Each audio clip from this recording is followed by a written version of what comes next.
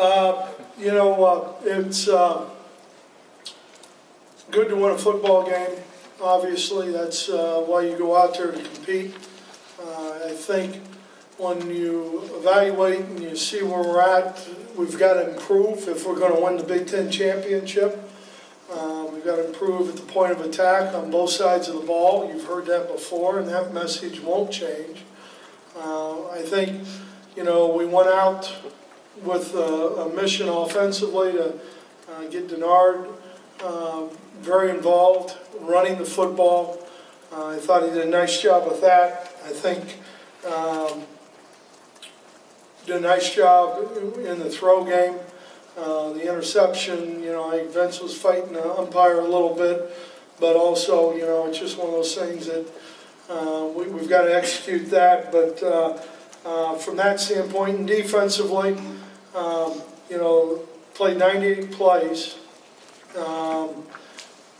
Way too much. We got to get off the field, obviously, but at the same time, those guys hung in there, and they hung in there when they had to at the end of the football game and made some plays. So that part of it is a very positive part of it.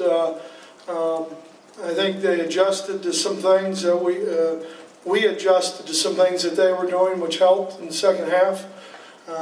So all in all, was it where we want to be? No. But at the same time, it was a good win to get.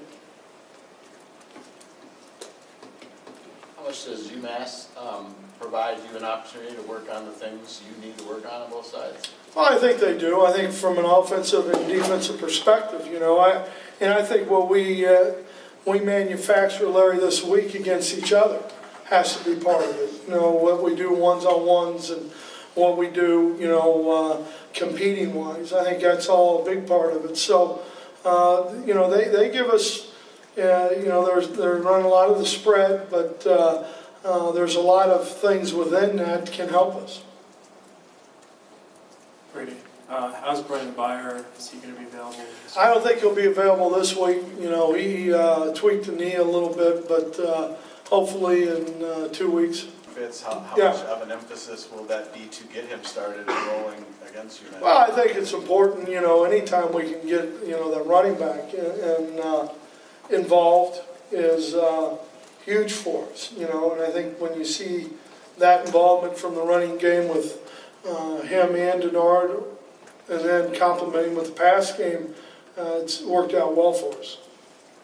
The use of the freshman linebackers, was that specific to Air Force and scheme, or are they to the point that you want to mix them in that much? I think we feel real comfortable with them. I think at one time there were 6 true freshmen on the field together, or redshirt freshmen included in that. So, they're competing.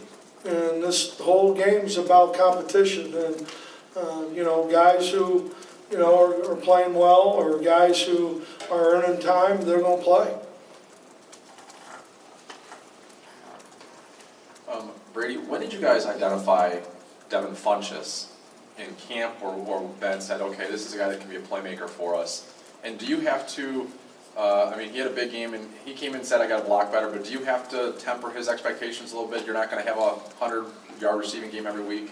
I don't know if I'll temper it, but, obviously we're recruiting him, so we thought he had some ability. And, he's done a nice job, I will say, and, he's bigger than when he got here. He's not afraid, which is good, because blocking's a big part. If it's that Y position, which AJ played most of, or the U position, you still got to be able to do a good job at the point of attack. And then, he's got ability, and he's a little bit of a mismatch problem because of his range and his ability to run. Brady, have you ever had a team that played so many true freshmen as this team is? No, have not. What challenges is that posing this year? Well, we had 17 true freshmen go to Dallas.